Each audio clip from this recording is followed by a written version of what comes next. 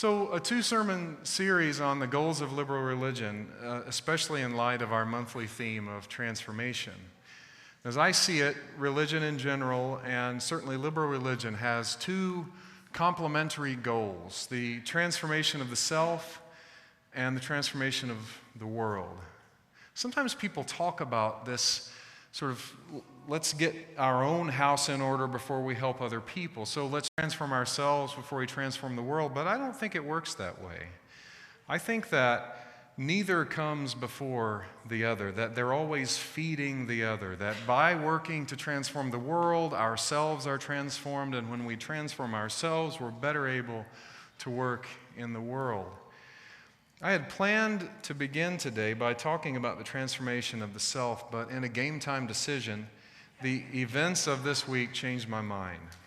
I believe the movement among teachers and their allies on behalf of our children is a piece of a larger stirring of working people in our society. Time will tell whether I'm right about that. But I know for certain that supporting educators and children and public education is deeply important and right in line with Unitarian Universalist theology. It's part of our work to change the world. But it may not be obvious to everyone why a faith movement would voice such strong support for educators. What exactly would lead us to behave this way? Today I want to explore that. What is behind Unitarian Universalist support of public education? I want to talk about our calling to transform the world. To be clear, I don't want to give you a list of numbers and facts proving why public education in Arizona needs to be more fully funded. I'll save that for this Tuesday at 7 p.m. right here in this sanctuary, when our friends over at Save Our Schools Arizona will offer their presentation, AZ Ed 101, again right here, Tuesday at 7, to answer all those questions. It's a great presentation. But today, I want to explore our deep and abiding call as a faith to transform the world, including public education. Quick note, I'm looking at Willa and remembering that we're selling t-shirts will be available here next Sunday morning and Tuesday night as well, and signs will be too. And if you're a teacher, your sign is free. If you're not a teacher, it's $5. T-shirts are $10. Willa, can you stand just real quick? Willa is doing a fantastic job coordinating all this.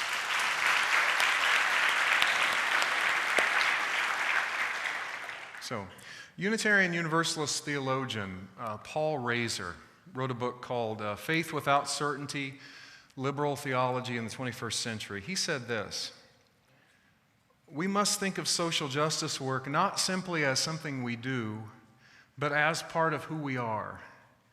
If I cannot see myself in solidarity with others whose circumstances are different from my own, then something is missing from my own identity." In this self-help-oriented culture, we often feel the need to attend to our own well-being before we reach out to someone else. But our own well-being is deeply connected to the well-being of others, and we can be healed only when there is healing and justice for others as well. Maybe that's easy to agree to, but I would argue that there's something in us that is at war with what Paul Razor said, or is often at war with that. Hang with me for a minute here. There is something in us that seeks to preserve life at all costs. It's evolutionary. For those of us with children, protecting their lives may call this up in us more than anything else. I remember one beautiful Sunday afternoon in Indiana, my family and I decided to go to the park together. Beautiful afternoons are much more rare in Indiana, and so you take advantage of them when you have the chance. We were having a wonderful time. Our oldest was playing on playground equipment, maybe 6 years old. My wife and I were taking in the weather. But there was this little stinker of a kid, being a real booger, just wandering around looking for a fight. I looked up, and this kid had a big stick standing right behind my child, ready to bring it down on her head. And before I knew it, I stood up and yelled so loudly it hurt my throat, "Hey, I see you. Drop the stick." Well, everybody on the playground stopped what they were doing and looked at me. The kid dropped the stick and started crying, which was, well, anyway. I don't know if that was mama bear energy or papa bear energy. I don't know, but it was some kind of bear. I felt like I had enough adrenaline in my system to lift a car in that moment. There was this reaction in my body. My fists were balled up. There was sweat on my forehead. That reaction keeps us and our children alive sometimes, or at least it keeps us from getting hit on the head with a stick. And so is useful until it gets put in the wrong place. If we become convinced that some necessary thing is scarce, and we think we have to keep other people from getting what is rightfully ours, it is too easy for us to be pitted against one another. We see this all over. It's the foundation for advertising and some advertising campaigns. If you can create a feeling of scarcity, you can get people to rush out and get something before it's gone. In immigration, I think it manifests in troops going to the Mexican border to stop refugees from violence in Honduras from entering our country, because there isn't enough to go around, and instead of welcoming families into the wealthiest country in the world, we have to protect our own.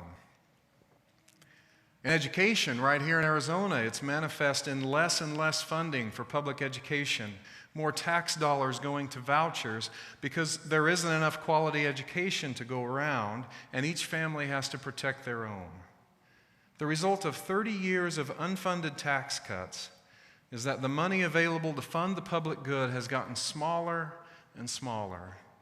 And now we're left with a pie that's so small that the percentage that goes to education is way too small to go around. And there's more to it than that, but that's part of it. Now, it's pretty clear that all that is actually a part of the project coming from some corners of our society right now. Cut funding to public goods sectors like public education, public health care, Social Security, and more. At the same time, weaken the ability of people to bargain collectively. And before we know it, here we are, fighting over smaller and smaller slices of the public funding pie, even as the wealthiest people in our society become more and more wealthy, in part from money that should be in the public fund. Public goods sectors are becoming increasingly money-making ventures, and people's survival instincts are triggered. They're fighting for their kids. They're fighting for their health care. And this is where rugged individualism gets us. We become disconnected from one another. We come to believe that we can be free without our neighbor being free. This hyper-capitalism makes us vulnerable to people who would swoop in and take advantage of the common good by making profits off of what should be basic services afforded to all people. And in education in Arizona, the situation is dire. One example. Our state has an A through F rating for schools. Some people love that rating system, some people don't, but here's what we know. If you made a heat map of poverty in Phoenix, and you laid over it a map of F-rated schools, you would see that the vast majority of the F-rated schools are in our poorest neighborhoods. And instead of seeing this as evidence that we need to make further investments in public education for the most vulnerable among us, some of our leaders use those ratings to pull funding away from struggling schools, away from poor children, and toward the already highly privileged. Sadly, in our country, and historically not by accident, our poorest communities also often contain the greatest numbers of people of color by percentage. So here's the intersection of race and social class and education. Truly, our liberation is collective. And we could simply turn our heads. Most of us have enough privilege, frankly, not to have to worry about it a lot. Maybe we could send our kids to different schools. My family and I, when we moved here, intentionally located in a district with excellent schools. We could ignore the plight of the most vulnerable in our society when it comes to education. But we know, as religious liberals, that our liberation is bound up with the liberation of our neighbors. We know that, as Fannie Lou Hamer said, nobody's free until everybody's free. We sense a call, as a tradition with a great deal of privilege, to use the leverage that gives us to make things different for the most vulnerable among us.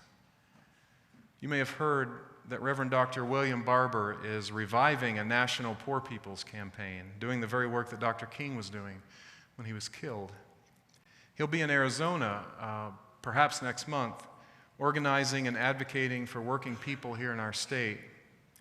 We'll let you know when we have specifics. That campaign has a set of fundamental principles, and here's one of them. We believe that people should not live or die from poverty in the richest nation ever to exist.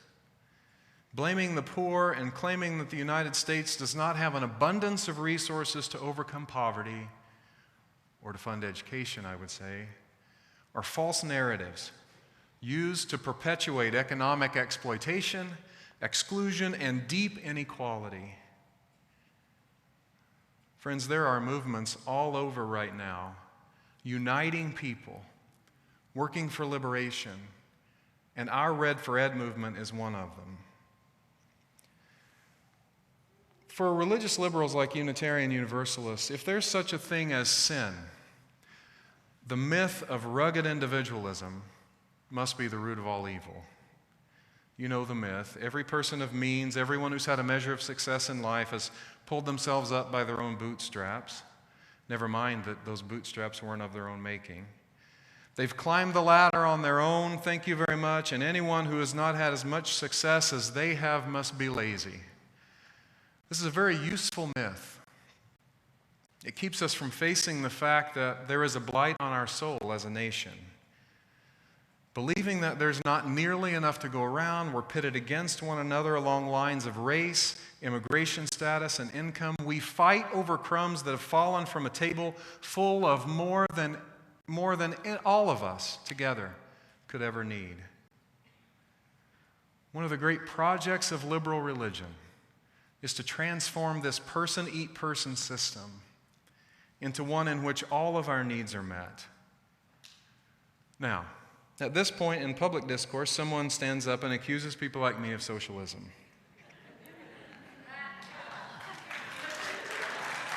Yeah, right. So all the socialist voters have just outed themselves. First, I could not possibly care less what you call kindness and compassion and ensuring the needs of the most vulnerable are met.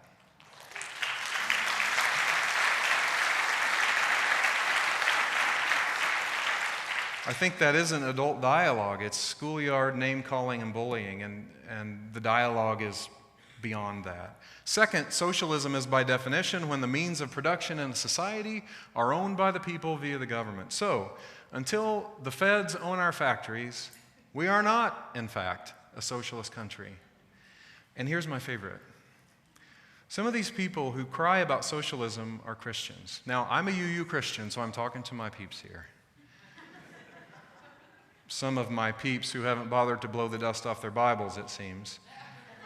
Here's a passage from the Christian book of Acts, a story that was purportedly written about the very earliest followers of Jesus just after his death. This is what they were up to. All the believers were of one heart and mind. No one claimed, get this, no one claimed that any of their possessions was their own, but they shared everything they had. And God's grace was so powerfully at work in them. Now, this is a really important sentence. How did the author, what was the evidence to the author that God's grace was at work in these people? Well, there were no needy persons among them. That's how he knew.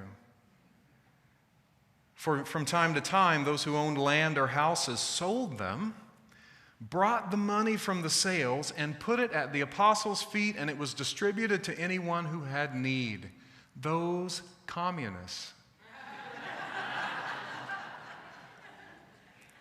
And in the Hebrew Bible, one of the founding stories of the Jewish people is the story of Cain and Abel. Cain, whose offerings of grain are not received well by God, kills his brother Abel, whose animal offerings were preferred, in a fit of jealous rage. God descends because Abel's blood is calling out from the ground, and God asks Cain a question. What have you done to Abel? Where is he? And Cain says, am I my brother's keeper? You know what the assumed answer to that question is? Yes. Yes, you are your brother's keeper. You two are in this together, and it's a sin to pit yourselves against one another. That's the moral of that story. Still today, that kind of taking care of one another is central to liberal religion. We envision a world transformed, an earth on which every human being has their basic needs met. And we know that this will mean work on all of our parts, because human greed and selfishness are not likely to be eradicated. It's not temporary work either, but a commitment to all our lives long being faithful to the vision of a world set free. We will be like Dr. King quoting Moses when he said that he had been to the mountaintop, but that he wouldn't get there himself. We will not either. We will make progress, but we will not see the totality of the world we envisioned. Our spiritual practices must then help steel us for the long haul. So let us band together. Let us be committed to not being divided. Instead of dividing ourselves, let us be united and behind and beside the most vulnerable among us. Instead of thinking only of the good of my child, let's talk about our children. We are in this together. Side by side, let us continue to do the hard work of the transformation of this world. May it be so.